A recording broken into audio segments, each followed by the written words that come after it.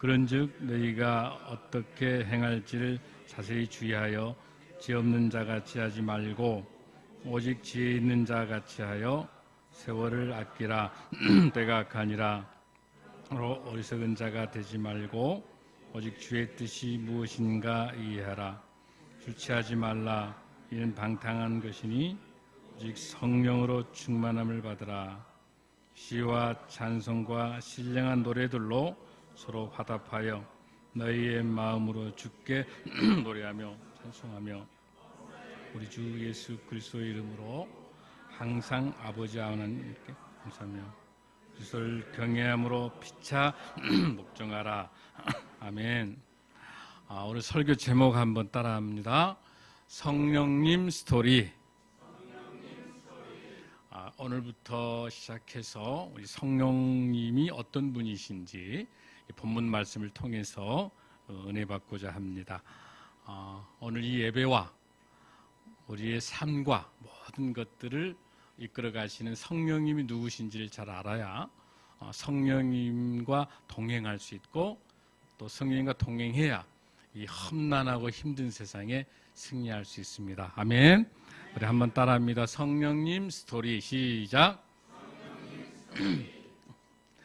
18세기 때입니다. 덴마크라고 하는 이 나라가 굉장히 엉망인 나라였어요. 아주 부정부패뿐만 아니라 어느 하나 성하지 않는 그 나라에 이 덴마크 이 나라에 이런 안타까움을 두고 기도했던 귀한 믿음의 사람이 있었습니다. 여러분이 잘 알 거예요. 그룬투비라고 하는 목사님이 계셨어요. 이 그룬투비 목사님께서는 신학교에 수석으로 입학을 하고요. 아주 공부도 잘했고 굉장히 지혜로운 사람이었어요. 근데 기도하는 가운데 이 그룬투비 목사님께서 그 신학대학을 졸업할 때 논문을 이제 쓰면서 졸업을 하려면 모두 다 졸업 설교를 해야 돼요. 설교를. 근데 그 설교 제목이 무슨 내용이었냐면은 덴마크의 지도자들이여 회개하라. 덴마크의 국가뿐만 아니라 교회의 지도자들이여 회개하라. 그렇게 설교 제목을 올리니까 이 교수들이 기분이 좋아요, 안 좋아요? 회개하라고 하니까 여러분은 좋아요? 안 좋은 거예요. 그래가지고 이 그룬투비 이 목사를 완전히 어떻게 했겠어요? 학위를 주지 않고 오히려 어디로 쫓겼냐면 저기 섬으로 보내는 거예요. 그런데 이 그룬투비 목사님은 너무나도 하나님의 사역을 위해서 이렇게 했는데 너무 억울하잖아요. 성령이 주신 대로 바르게 목회하기 위해서 회개하라. 나라가 썩어 있으니까. 옳은 소리 했는데도 아부하고 아첨하는 온통 부정이 가득 차 있는 덴마크 안에서 그룬투비 목사님의 설교를 들을 만한 사람이 없는 거죠. 그만큼 마음이 각박한 거죠. 그래서 이렇게 낙심하고 이렇게 있다가 어느 날 하나님의 음성을 듣습니다. 하나님께서 그룬투비를 세웁니다. 하나님께서 깨웁니다. 그룬투비야, 너 끝까지 회개하라고 하는 거 외쳐야지. 네가 여기서 무릎 꿇으면 안 돼. 하나님의 음성이 들려요. 하나님의 성경책을 보면서 기도하는 가운데 성령을 뜨겁게 만납니다. 그룬투비 목사가. 그래서 거기 편두통뿐만 아니라 막 모든 병들이 다 와가지고 있고 정신적인 분열도 오고 막 이런 상황이 있는데 성령의 음성을 듣고 다시 기도하면서 그룬투비 목사님이 회복이 돼서 드디어 외칩니다. 하나님 사랑, 이웃 사랑, 덴마크 사랑. 이 나라를 하나님이 세우신 나라인데 포기할 수 없다라고. 거기에서 하나님 사랑, 이웃 사랑을 어떻게 하느냐, 덴마크 사랑을 어떻게 하느냐, 그 구호에 의해서 많은 청년들이 그룬투비 목사님을 존경하게 되고 많은 청년들이 따르면서 놀랍게 청년운동이 일어나고 그 그룬투비 목사를 통해서 오늘날 덴마크가 그룬투비 목사가 국부예요. 나라의 아버지가 돼 있어요. 그래서 덴마크 여러분 여행해서 가보면은 곳곳에 동상이 서 있는데 그룬트비 목사님의 동상이에요. 그 위급했던 나라를 세웠던 그 그룬트비 목사님의 성령의 사람. 그 성령의 사람은 첫 번째 지혜 있는 사람이었고요. 또 그리고 하나님께 의지하는 사람이고 성령의 사람이었어요. 그 그룬트비 목사님과 같은 이런 분이 그리워지는 시대에 우리가 지금 살고 있습니다. 우리 대한민국에도 이러한 목사님이 다시 회복됐으면 좋겠습니다. 그러한 목사님, 그러한 지도자들이 우리 대한민국도 간절히 그리워지고 있습니다. 하나님 사랑, 이웃 사랑, 대한민국을 사랑하는 그런 지도자들이 저와 여러분 중에 많이 나올 수 있도록 우리 청소년과 우리 청년들 다음 세대, 우리 중년과 우리 노년 세대, 우리 세대들 중에서 우리 교회에서 우리 한국교회에서 많이 배출될 수 있도록 기도로 회복하는 저와 여러분 되기를 원합니다. 그렇게 하기 위해서는 성령의 무엇인지 성령의 스토리를 우리가 써나갈 수 있어야 하나님께서 우리 교회를 통해서 한국교회를 통해서 성령의 사람을 통해서 이 어려운 국방의 문제도 해결이 안 되고 외교로도 해결이 안 되고 어떤 것도 방법이 없는 우리 대한민국 위기라고 하지만 한국교회 위기라고 이야기하지만 성령의 사람을 통해서 하나님께서 다시 우리 교회와 이 나라 이 민족을 회복시킬 줄로 믿습니다. 사랑하는 성도들, 여러분들의 삶, 여러분의 가정, 여러분의 직장, 여러분의 모든 것들도 하나님께서 오늘 주시는 이 말씀을 잘 통해서 우리 삶에 잘 적용할 때 하나님께서 우리를 성령의 스토리를 통해서 우리를 회복하고 우리를 다시 이렇게 세워주셔서 다시 한번 우리의 삶들을 하나님께 드릴 수 있었으면 좋겠습니다. 아멘.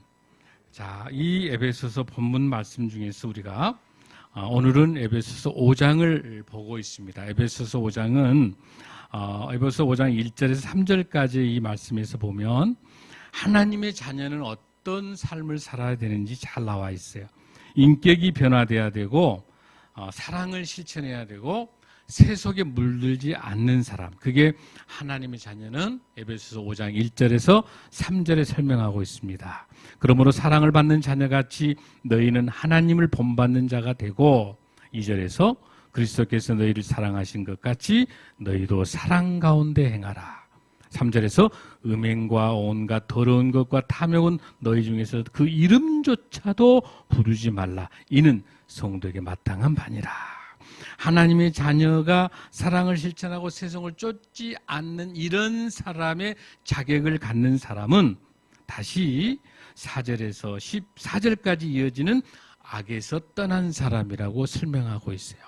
하나님의 자녀가 되고 악에서 떠난 사람은 어떠한 삶을 살아갈 수 있을까? 오늘 본문에 나타나는 지혜로운 삶, 성령이 충만한 삶을 살아갈 수 있는 그 자격이 오늘 본문의 15절에서 21절까지 잘 나타나 있습니다. 먼저 우리 15절을 한번 읽습니다.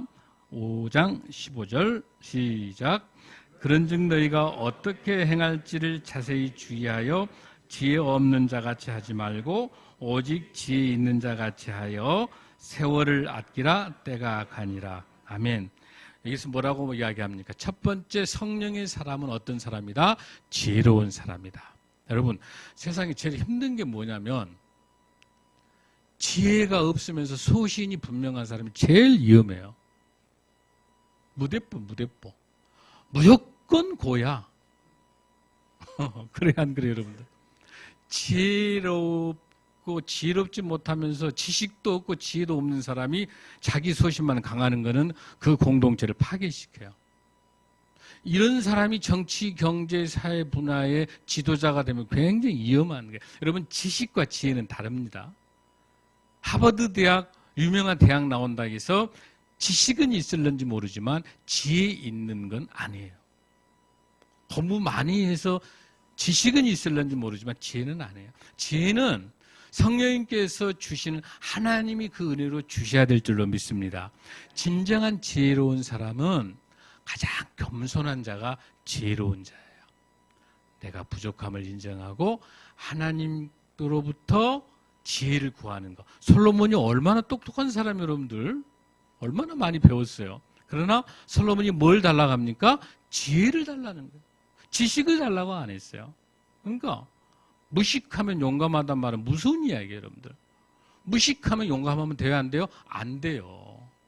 우리는 무식하다, 유식하다가 아니라 지혜로운 자가 돼야 될 줄로 믿습니다. 즉 지혜는 어디서 올 수 있어? 우리가 하나님의 말씀만이 지혜로운 자가 될 수 있는. 여기 본문도 나와 있는 것처럼 어떻게 행할지를 자세히 주의하여 지혜 있게 해라. 그러면서 거기에 뭐가 나와 있어? 16절에 세월을 어쩌라? 아껴라. 지금 우리 어르신네들 보면은 어때요? 금방 지금 70, 80, 90 가버린단 말이야. 금방 세월이 가버리는 거야. 뭐 해보려고 하면 나이가 늦어버리는 거죠. 지금 세월을 아껴야 돼요. 우리 청년들 세월 아껴야 돼요. 너무너무 소중한 때예요. 그리고 우리 어르신 세대 저출산 고령화이기 때문에 100세 시대이기 때문에 우리 교회 우리 집사님들 우리 성도님들 우리 엘드림 노인대학 출신 여러분들 보면 여러분 청년이에요. 어른 아니에요. 청년이세요. 왜? 100세가 아직 안 됐죠. 이제 70, 80인인가 여러분 이제 출발해요. 아멘. 청년입니다. 청년이기 때문에 뭐 해야 돼요? 지혜를 구해야 돼요. 지혜를 구하려면 어떻게 해야 됩니까? 세월을 아껴야 되는 거죠. 자, 두 번째 중요한 건 뭐예요? 주의 뜻을 이해하는 것. 17절 한번 읽습니다. 시작. 그러므로 어리석은 자가 되지 말고 오직 주의 뜻이 무엇인지 이해하라. 아멘. 여러분, 주의 뜻이 무엇인지를 이해하라 라고 하는 거예요. 이게 로마서 12장 1절 2절에 보면은 무슨 뜻이냐면 하나님의 선한 삶, 하나님의 선한 뜻, 하나님이 우리에게 주시는 그 뜻 어디가 다 들어있어요? 성경, 신구약에 신약 구약에 다 들어있는 거예요. 여러분 신약 구약을 꽉 짜게 되면 뭐라고 그랬죠 여러분들? 하나님 사랑, 이웃사랑이라고 했잖아요. 이 말씀 속에 하나님의 뜻이 있는 줄로 믿습니다. 그게 우리가 주의 뜻을 따라가는 거예요. 하나님의 뜻을 알기 위해서 우리가 성경 공부해야 되는 거예요. 하나님의 뜻을 알기 위해서 찬양과 기도를 통해서 성령 충만한 사람이 돼야 되는 거예요. 그렇게 해서 이 말씀을 잘 공부하는 거예요. 여러분 아시겠죠 여러분들? 하나님의 뜻을 알아가는 거. 근데 이제 결국은 성령의 사람이 되기 위해서는 어때요? 지혜 있는 사람이 돼야 되고 주님의 뜻을 알아야 되면서 이 모든 것 주님의 뜻과 또 주님의 뜻을 알아가면서 지혜 있는 사람이 되기 위해서는 뭐가 가능해야 돼요? 성령님이 나와 함께 할 때만이 가능한 줄로 믿습니다. 오늘 목사님이 설교가 이해될 수 있는 것도 성령님과 동행할 때만이 가능합니다. 아멘. 오늘 우리 찬양할 때마다 성령의 뜨거움을 느끼는 것도 성령님과 동행해야만이 가능한 줄로 믿습니다. 그렇게 하기 위해서는 오늘 이 본문 아주 중요한 본문 18절을 잘 오늘 우리 것으로 해야 돼요. 18절 시작. 술 취하지 말라. 이는 방탕한 것이니 오직 성령으로 충만함을 받으라. 아멘. 우리 교회 무슨 교회요? 명품교회. 시간이 아무리 가도 뭐 했었죠? 금주고 했죠. 술은 마약입니다. 술은 권하지도 말고 술은 어때요? 먹지도 말고. 우리 가족들이 파괴된다. 우리 음주고 얼마나 많이 했어요. 그 술이에요. 그 술. 한번 보십시오. 우리. 자, 이 본문 줘보세요. 이거 아주 중요해요. 술 취하지 말라라는 이 단어 속에 무슨 단어하고 대꾸를 이루고 있어요? 성령으로 뭐하라? 충만함을 받으라. 자, 줘보세요. 술 취하지 말라고 성령이 충만함을 받으라. 그러니까 술하고 성령하고 상당히 유사점이 있다 없다? 있어요. 잘 봐야 돼요. 자, 여기에서 술 취하지 말라라고 했어요. 그 다음에 술 취하지 않으려면 뭐 해야 돼요? 성령에 충만해야 되는데 술이 뭐냐는 거예요. 술이. 여러분 술이 뭐예요? 다 옛날에 한가락 했죠. 다 옛날. 여러분 술은 뭐예요? 술. 여러분 술 우리나라 지금 음주공화국이에요. 모든 게 알코올 중독 때문에 살인 범죄가 일어나고 이 알코올 술 중독 때문에 가정이 파괴되고 전부 술 문제인 거예요 지금. 이 술을 정확히 알아야 돼요. 여러분 술은요, 술을 많이 마시니까 취한다. 손 들어봐요. 경험자. 오케이. 그렇죠. 술을 많이 마시니까 취한다. 보통 그렇게 많이 알잖아요 여러분들. 그런데 술을 많이 마시기 때문에 취하는 것보다 더 중요한 게 뭐냐면 술은요, 중추신경을 마비시키니까 취해지는 거예요. 뭐냐면 여러분, 이 중추신경계는 뭘 말하는 거죠? 뇌하고 척수를 합해서 중추신경계라 불러요. 근데 이 뇌는 뇌가 몇 개 가지고 있어요? 우리 5개가 있는데 뇌 중에서 가장 중요한 뇌가 대뇌예요. 대뇌. 대뇌는 무슨 뇌냐면 판단하고 분별하고 구별하고 이런 것들을 하는 게 대뇌예요. 그러니까 중추신경을 마비시키니까 술을 마시게 되면 이성적인 판단을 못하니까 전부 술 엄청나게 마시면 평상시는 양반이고 정말 점잖은 사람이 뭐가 된다? 개가 돼. 전부 개가 돼. 왜? 판단이 없는 거야. 정상적으로는 뭐 그럴 사람이 도저히 안 돼. 술만 마시면 개가 되는 거야. 왜? 술을 마셔가면서 뭘 고치는 거예요? 여러분은 중추신경을 딱 마비하고 있기 때문에. 여러분 여기서 아주 중요한 게 있어요. 이 술이 중추신경을 마비시키는 거예요. 그러면 이 중추신경에 있는 대뇌를 포함해서 회복시키고 판단하고 이해하고 감성 모든 것들을 해내는 것은 중추신경을 다시 한번 촉진할 수 있는 것은 뭐예요? 성령인 줄로 믿습니다. 아멘. 어떤 술, 어떤 알코올 중독도 성령으로 치유될 줄로 믿습니다. 할렐루야. 그런데 여기서 우리 술이라는 이 단어 속에 나는 우리 성도들 중에 상당한 수가 알코올 중독 쪽에 있었지만 회복하고 그래서 정말 신실한 하나님으로 사람으로 변화되고 이것이 그게 사람의 힘일까요? 아니에요. 성령의 힘인 줄로 믿습니다. 오히려 더 성령에 취해서 성령의 사람으로 더욱더 열심히 하나님을 섬기면 신실한 하나님의 종으로 변하는 분들이 너무 많아요. 지난주에 목사님 우리 예배 드릴 때 왔던 손 목사님이 계세요. 우리 이제 왔던 우리 제 축하하고 제가 잘하는 분인데 알코올 중독 치료하는 엘림 치료 목사님이 되셨어요. 미국으로 이민 갔는데 총기 사고를 냈어. 알코올 중독 때문에. 그다음에 수많은 살인 사건, 수많은 사건들에 연루됐는데도 하나님이 마지막까지 보호하셔서 목사까지 세우셔서 엘림 치료 좀 회복하고 있는데 세상이 다 포기했어요. 다 포기한 사람. 알코올 중독이 보통이 아니야. 총기 사고 뭐 그런 사람마저도 성령님이 만져주니까 회복돼서 지난주에 제 교회와 저 아주 가까운 분이에요. 우리 손 목사님.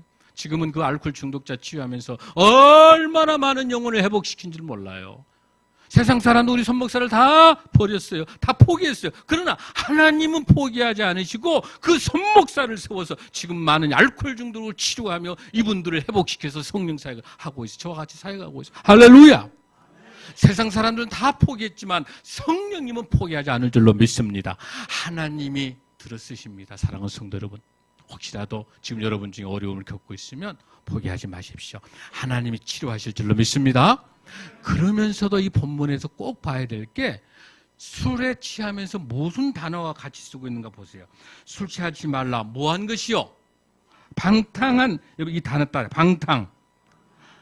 이 아소티아라고 하는 이 단어는 너무 중요해요. 모든 성경에는 술하고 방탕 단어가 묶어서 나와. 여러분 지난 수요일 날 제가 우리 수요 예배 때 저한테 누가복음 15장에서 뭘 배웠어요? 집탕 돌탕 배웠죠. 거기 돌아온 탕자 있죠. 그 돌아온 탕자 속에 뭐가 나와 있어? 엉망진창인 거기에 나와 있는 뭐로 나와 있어? 그 단어가 방탕, 허랑방탕한 이 단어가 나와. 그 단어하고 이 단어가 아소티아라는 이 단어가 같은 헬라어예요.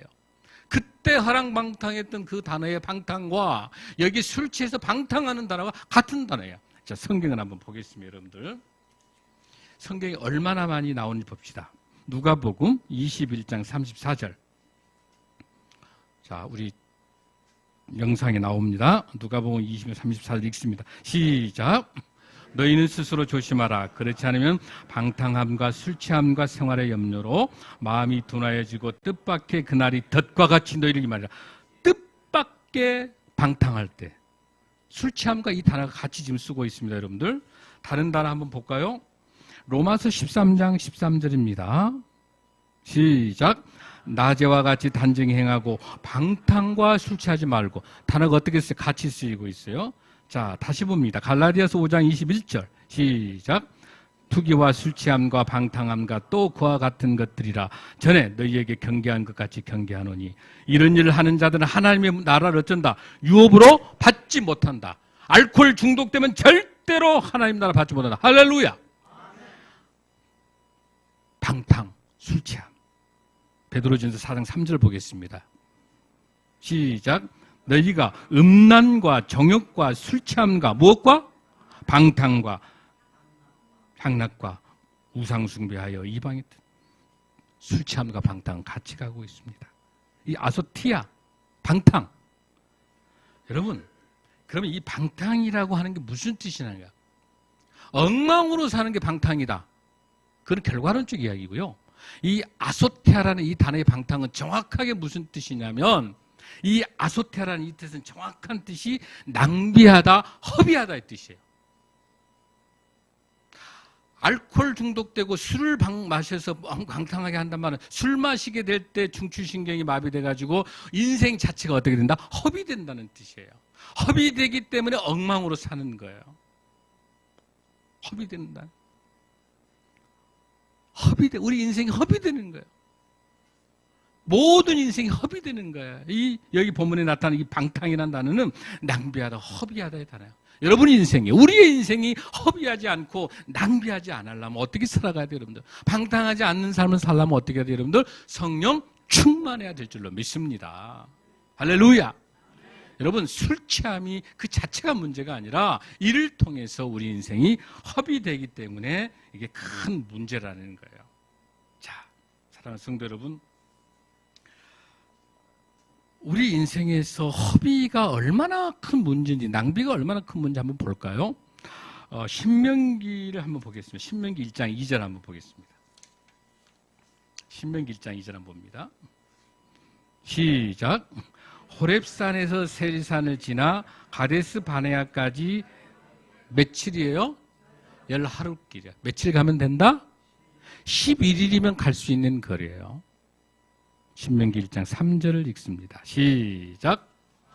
마흔째 열한째 달, 그 달 첫째 날에 모세가 이스라엘 자손에게 여호와께서 그들을 위하여 자기에게 주신 모든 명령을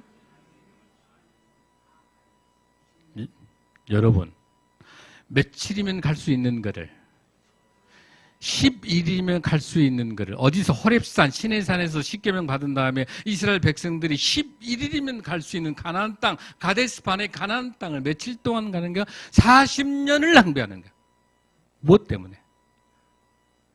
무엇 때문에 여러분들? 인생을 허비하기 때문에.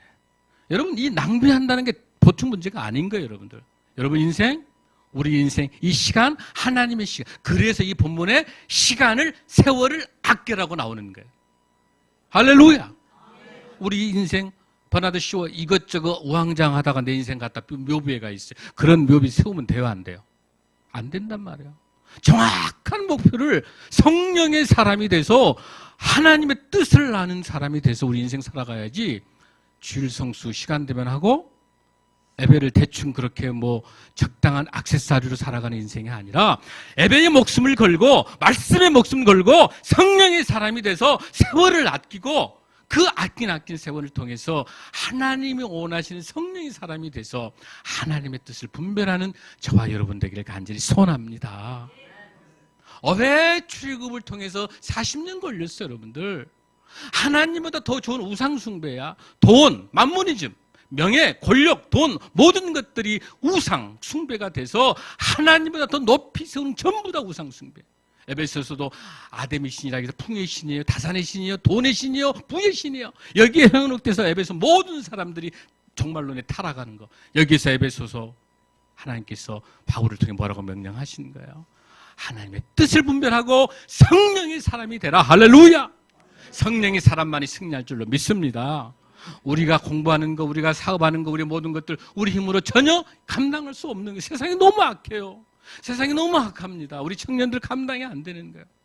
제가 한 20명 우리 CLA, YCL 해봤는데 너무너무 귀한 게 그 많은 유혹을 뿌리치고 우리 청년들이 오더라고요. 와서 그 8주를 감당하는데 너무 감동이에요. 왜? 성령의 사람이니까 가능한 줄로 믿습니다. 하나님이 동행해 주시니까 가능할 줄로 믿습니다. 할렐루야! 할렐루야.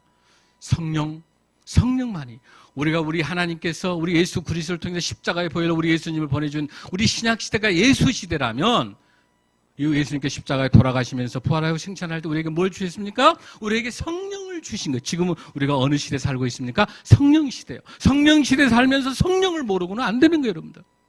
제가 아주 앞으로 집중적으로 성령님이 누구신가를 설교와 성경 공부를 통해서 진행할 겁니다. 여러분들 말씀을 통해서 승리하는 저와 여러분 되기를 간절히 바랍니다.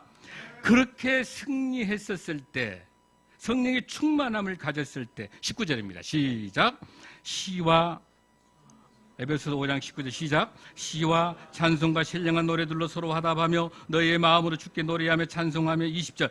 범사에 우리 주 예수 그리스도의 이름으로 항상 누구에게? 아버지 하나님께 감사하며, 오늘 21절의 키워드입니다. 시작. 그리스도를 경외함으로 피차 복종하라. 할렐루야.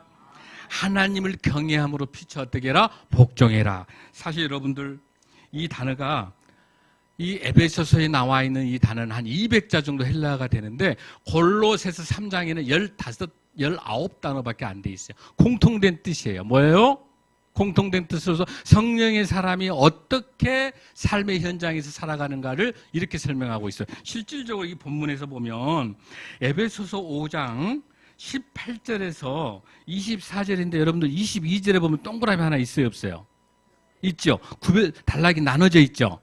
근데 원래 헬라에 나눠진 게 아니에요. 원래 단어는 어디까지냐면 24절까지 다 이어져 있어요. 그러니까 21절에 그리스도를 경외함으로 피차 복종하라고 하는 이 하나님의 명령이, 성령의 명령이 어디로 이어진다? 24절까지 이어지고 있다는 거예요. 할렐루야. 첫 번째 명령이 이 피차 복종을 누구 보고 하라? 그렇습니다. 22절입니다. 시작. 아내들이여 자기 남편에게 복종하기를 주께 하자라. 할렐루야. 여기까지만 듣고 남자들 좋아할 게 아니죠. 바로 이어서 어디로 건너갑니까? 다시 어디로 건너갑니까? 25절 시작. 남편들아 아내 사랑하기를 그리스도하라. 이렇게 하나님께 명령하고 계세요. 그러니까 성령이 충만한 사람은 아내를 사랑하고 먼저, 두 번째 남편도 사랑하고, 여기서 끝나는 게 다시 또 본문이 어디로 이어지냐면 6장 1절까지 이어져. 시작. 뭐라고 돼 있어요? 자녀들아 주 안에서 너희 부모에게 순종하라. 이것이 옳으니라. 할렐루야. 하나님 성령이 충만하게 되면 뭘로 나타나는가요? 성령이 충만하면 뭘로 나타나는 거예요, 여러분들? 성령이 충만하라고 피차 복종하라고 말하면서 바울 사도가 이야기하는 성령이 충만하면 뭘로 제일 먼저 나타나서 테스트를 해라? 가정집인 줄로 믿습니다. 할렐루야! 성령 충만한 사람은 성경책 치면서 거룩거룩하고 할렐루야! 이게 거룩이 아니다는 거예요, 여러분들. 그 다음에 교회 와가지고 폼 엄청나게 잡는 게 아니라 교회 와서 쓰레기 줍고 청소하고 화장실 청소가 장로 권사 순이라고 했잖아요. 어떻게 하면 교회에 부족한 것을, 이게 성령 충만이에요. 성령 충만은 거룩이에요. 그 거룩은 뭐예요? 삶의 에베자예요. 그러니까 여기 본문에 나타나는 에베소서 말하고 있는 피차 복종하라고 하는 것 중에서 성령 충만한 사람이 뭘로 복종하냐? 제일 먼저 뭐라? 아내를 사랑하라. 할렐루야.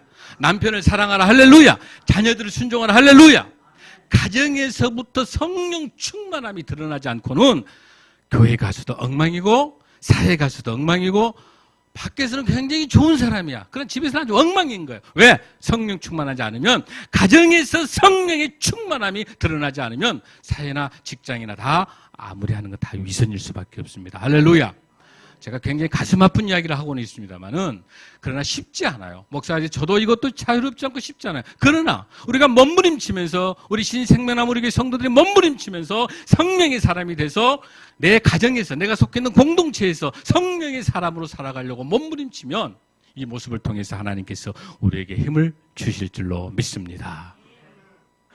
그래서 우리 성도들이 어떤 어려움에 빠져 있었을 때, 우리 성도들에게 위로할 때 고민해가지고 우리 교회를 왔어요. 그럴 때 권사님, 장로님, 정말 목사님 뭐가 잘 안 돼요. 정말 힘들고 이럴 때, 그러니까 김집사, 그러니까 성경 보라고 했잖아. 그러니까 기도하라고 했잖아. 그렇게 상담하면 돼요, 안 돼요? 그것이 안 돼서 왔는데 뭐라고 해야 돼? 그래 김집사, 나도 그랬어. 나도 나도 기도가 잘 안 되더라. 나도 힘들 때 어렵더라. 이렇게 그 상대의 마음을 읽어주며 그 아픔을 같이 공유할 수 있는 게 성령의 사람이지, 성령 충만하다고 해서 판단하고 정죄하고 분석하고 이게 성령의 사람이 아니다는. 그러다 보니까 그렇게 마음 아프고 상처를 가지고 있던 사람들이 교회 와가지고 어떻게 이제 위선자가 돼. 하면서 할렐루야. 그러고 집에 가서 아주 엉망인 거야 이제. 교회 와서는 거룩 한채 해야지. 왜? 우리 김 권사님, 이장로님, 장장로님이 막 성경 공부하라고 그러고 막 그냥 이렇게 기도가 당신은 부족해서 이렇게 말하니까 이 상담이 안 되니까 어떻게 돼요?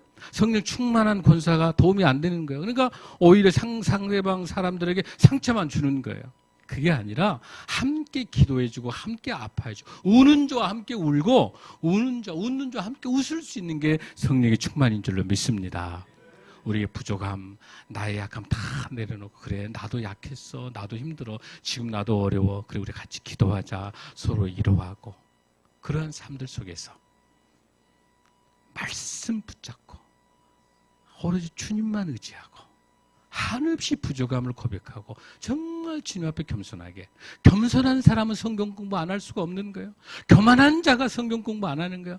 겸손해야 성경 공부하고 성경 공부해야 하나님 말씀을 알게 되고 그래야 주의 뜻을 알게 될 줄로 믿습니다. 사랑하는 성도 여러분, 우리 교회가 든든한 교회가 되기 위해서 다음 세대와 우리 노인들, 어른 세대들이 함께 가기 위해서는 말씀이 우리의 힘인 줄로 믿습니다. 말씀을 통해서 찬양과 기도로 승리하는 저와 여러분 되길 바랍니다.